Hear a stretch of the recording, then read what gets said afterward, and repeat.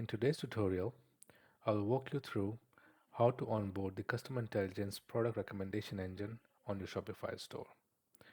In this tutorial, I will show you how to install the app and how you can log in for the first time to access our dashboard. So let's begin. Here I have already logged into my demo store, and what I will do is I will navigate to the App Store by clicking on the Apps and Channel settings, and then I will click on this button to take me to the Shopify App Store. Here I will search for our application,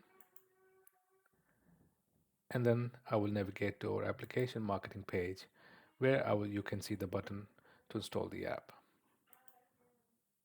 And once you click on the button, it will navigate you to the preference page, which will provide you all the details about what data we are capturing. And after installing the app, it will take you to the login page.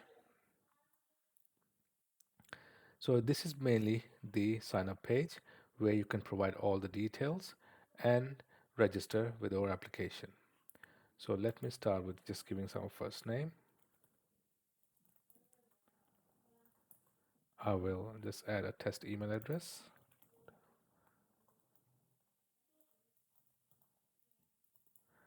And I will just add a password here.